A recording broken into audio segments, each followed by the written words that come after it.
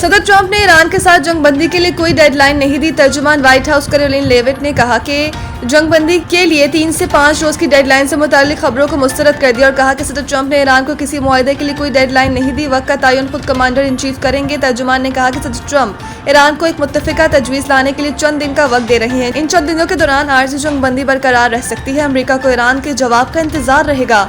सदर ट्रंप जंगबंदी की तौसी पर मुत्तफिका रद्द-ए-अमल चाहते हैं। उन्होंने कहा कि सदर ट्रंप अपना हुमस में नाकाबंदी से मुतमईन है। ईरान पर जो मुआशी लिवरेज मुसल्लत किया गया है, इसकी वजह से ईरान मुज़ाकरात की तरफ वापस आ रहा है। अमरीकी सदर को अपने नकात के जवाब में ईरान की जानिब से एक मुत्तफिका जवाब चाहिए। व्हाइट हाउस के तर्जुमान ने मजीद कहा कि अमरीकी सदर ही मुआशी टाइमलाइन डिक्टेट करेंगे। ईरान को लाजमी अफजोदा यूरेनियम हवाले करना होगा। तर्जुमान ने मजीद दावा किया कि ईरान जो कुछ अमरीका से निजी तौर पर कहता है वो इसके अवामी बयानात से मुख्तलिफ होता है। इंसाफ, वक़ार और दानिशमंदी की बुनियाद पर मुज़ाकरात का दरवाज़ा अब भी खुला है। ईरानी सदर के दफ्तर ने मुल्की क़यादत में इख्तलाफात की खबरें मुस्तरद कर दी और कहा कि ईरानी क़यादत के अंदर मिसाल इत्तेहाद है। तर्जुमान ईरान सदारती दफ्तर मेहदी तबातबाई ने कहा कि अमरीकी सदर का नाम लिए बगैर कहते हैं कि दुश्मन सियासी प्रोपेगेंडे कर रहा है। झूठ गढ़ने के बजाय उन्हें अपनी वादा खिलाफी धौंस और फरेबकारी बंद करनी चाहिए। इंसाफ, वक़ार और दानिशमंदी की बुनियाद पर मुज़ाकरात का दरवाज़ा अब भी खुला है।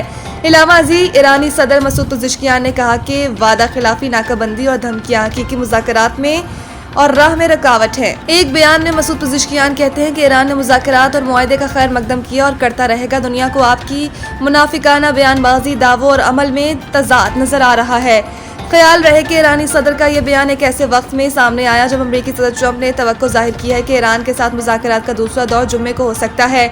अमरीकी अखबार को इंटरव्यू देते हुए सदर ट्रंप का कहना था कि फौज को हिदायत दी है कि नाकाबंदी जारी रखी जाए और हर मुमकिन सूरत हाल से निपटने के लिए तैयार रहे। जंगबंदी को इस वक्त तक बढ़ाया जा रहा है जब तक ईरान अपनी तजावीज़ पेश नहीं कर देता।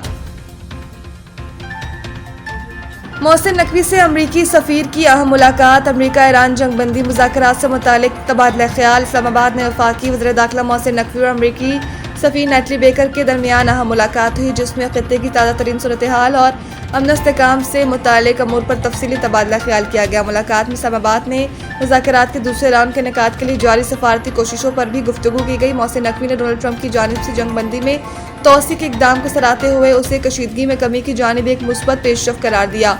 उन्होंने इस बात पर जोर दिया कि तनाज़े के देरपा हल के लिए सफारती चैनल्स का तसलसल नहायत ज़रूरी है और उम्मीद जाहिर की है कि तमाम फरीकैन पुरअमन हल को तरजीह देंगे। उन्होंने ये भी कहा कि शहबाज शरीफ और आसिम मुनीर इस मसले के हल के लिए हर सतह पर भरपूर कोशिशें कर रहे हैं, जबकि ईरान की जानिब से भी मुस्बत पेशरफ की तवक्को है।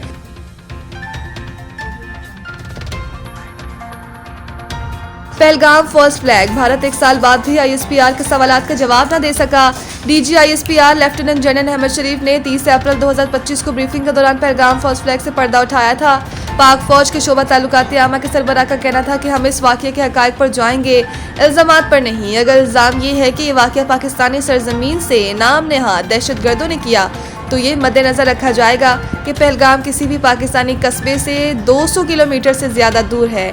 इनका मज़ीद कहना था कि ये कोई ऐसा हमवार इलाका नहीं जो सफ़र के लिए आसान हो, ना ही यहाँ ऐसी सड़कें हैं जो हर मौसम में खुली रह सके।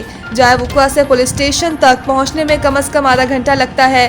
FIR के मुताबिक 10 मिनट में पुलिस का पहुँचना, वापस आकर रिपोर्ट दर्ज करना सवालिया निशान है, जिससे तैयारी का शुबा पैदा होता है। ये भी बताया गया कि भारतीय इंटेलिजेंस को वाक़े की पेशगी इत्तला नहीं थी, लेकिन वाक़े के फ़ौरन बाद 10 मिनट में ये दावा सामने आ गया कि हमला आवर सरहद पार से आए थे। DG ISPR का मजीद कहना था कि दहशतगर्द का कोई मजहब नहीं होता, ना मुसलमान, ना ईसाई और ना हिंदू दहशतगर्द होता है। ये कहना दुरुस्त नहीं कि सिर्फ हिंदुओं को निशाना बनाया गया। अंडर 18 एशिया कप हॉकी 2026 का शेड्यूल जारी। इवेंट में एशिया की बेहतरीन टीमें टाइटल के हसूल के लिए मद्दे मुकाबिल होंगी। टूर्नामेंट में मर्द और खवातीन के अलग अलग मुकाबले होंगे, जबकि मेंस इवेंट के मुकाबलों में 9 टीमों को 2 ग्रुप्स में तकसीम किया गया है।